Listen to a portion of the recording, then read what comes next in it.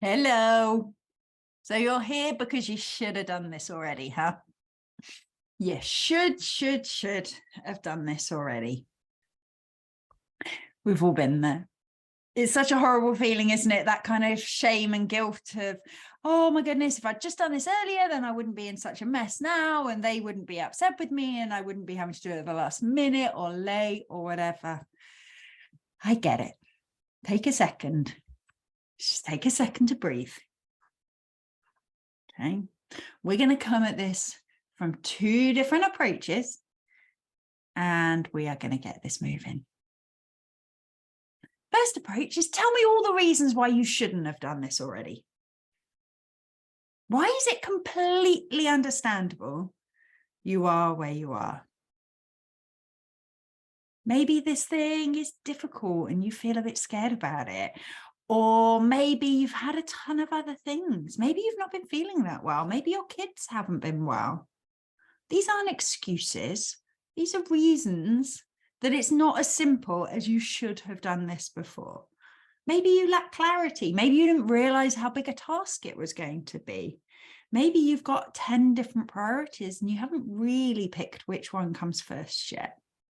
That's a subject for a whole other video. So keep an eye out for that one. But at the moment, why shouldn't you have done this? But then we can come at it from the other angle too. Maybe you should have done this already. There's times where there are things that I should have done already. There really is. But maybe we can just accept I should have done this already and not make that mean anything else. Because the thought I should have done this already isn't that taxing, really. I should have hoovered already today. I haven't. Oh, well, I didn't. That's okay. The I should have done this already is only painful if we make it mean something else. And the trouble is, what you're probably making it mean is I should have done this already and they're going to hate me. I should have done this already and they're going to realize I'm not good at my job. I should have done this already and now it's going to be really painful. I should have done this already and now it's going to be rubbish because I haven't got time. I should have done this already and now I'm going to miss the deadline. There's all these things you're making it mean, and that's the bit that's the problem. So if we just accept, okay, I'm going to believe you. Maybe you should have done this already. But let's come at that from curiosity and compassion and see what we can focus on now that helps us get through that. Okay, so you get to pick now. Are we thinking, you know what, it's understandable I haven't done this already? Or are we thinking, you know what, yeah, I should have done, but meh, I didn't. So what's next? Maybe it's a combination of those two. You get to decide. Now let's get specific. Tell me exactly what it is that you should have done already. Write it down for me. Okay. I want you to have this really clear in your head. Exactly what is the task that you should have done already. And now I want you to write down, what have you done on this so far? Have you literally done nothing? That's okay. Write that down. Or have you planned some of it, drafted some of it, done a little bit of this, done a little bit of that? Write down some of that stuff. Because often when we tell ourselves we should have done this already, then we end up sort of overlooking the things that we have done already. Because there's going to be a ton of things probably that you have done already, even if it's only, I don't mean only, even if it's just planning and pondering and thinking in your head about what this might be. So what have you done already? And now we get to pick what we think about this thing. And I'm going to give you some options that you might want to consider, or you can make up your own, but you have to promise me if you make up your own, you're going to come up with something that is kind and compassionate and firm. So we're not being indulgent and just going, oh, well, doesn't matter. Didn't want to do it anyway. But we'll say we're not being authoritarian and strict and horrid ourselves. So here's a bunch that you might want to consider. I am where I am, and that's okay. So this one really is focusing on acceptance. I am where I am, and that's okay. I can make progress on this today. So here we're really focusing on the things that are still very much in our control. And you might want to combine these up. I am where I am, and that's okay. And I can still make progress on this today. One that I really like to remind myself, because I have a tendency to sort of try and do everything at once, is tasks get done one step at a time. I can do this task one step at a time.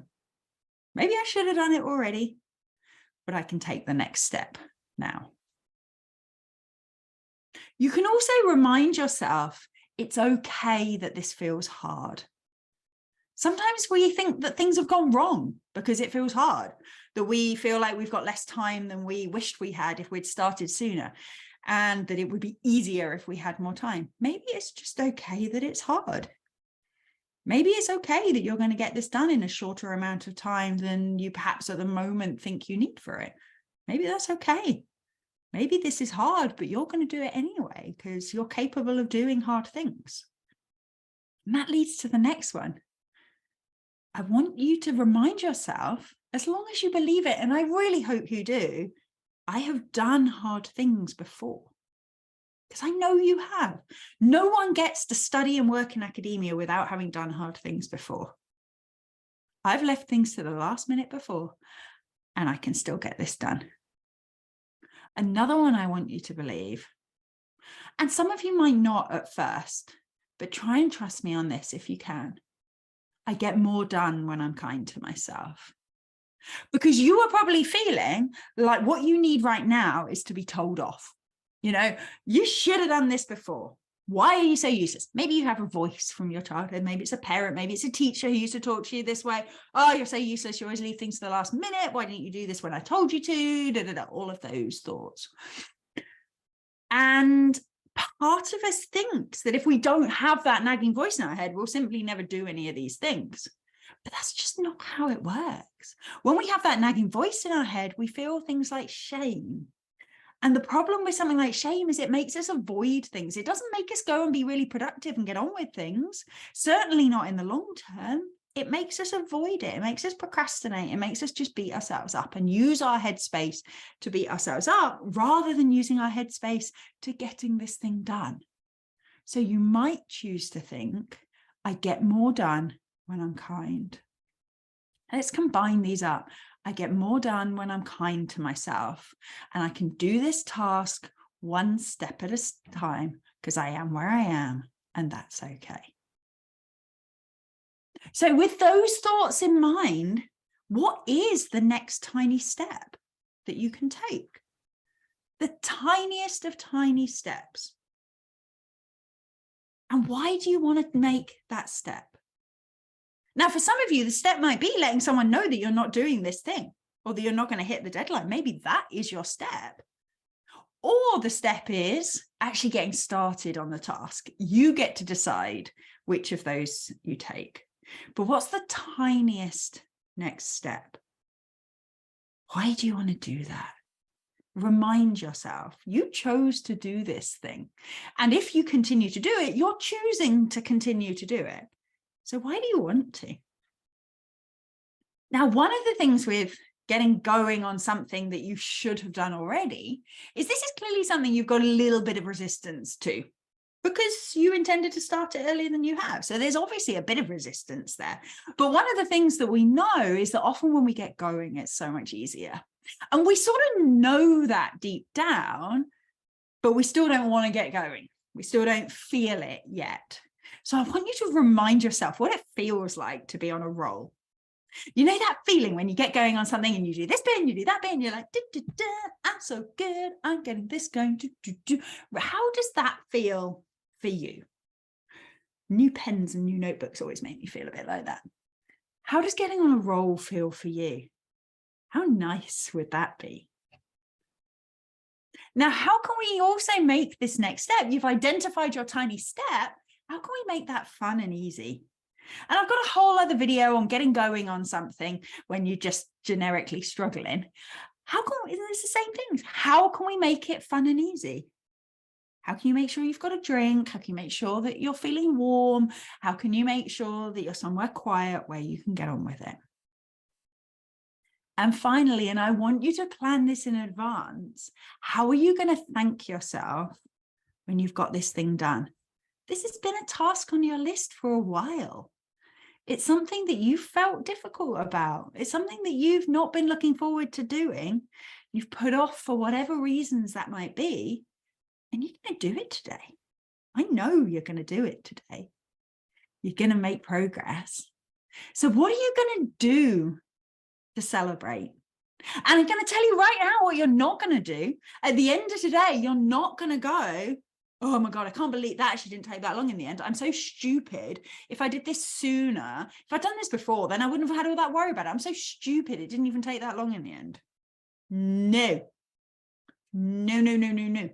Because when we talk to ourselves like that, when we have done the task, no wonder there's no incentive to getting it done. No wonder we never get on with these things, or we rarely get on, because we don't even thank ourselves or be nice to ourselves when we do it.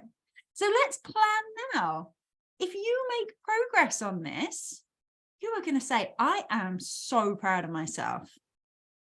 I had this thing that I've been putting off, and I coached myself and I sought support from Vicky, and I got on and I did it. And actually it didn't take that long. I am so proud. I can really do these things when I set my mind to it. That's the sort of voice I want you to tell yourself.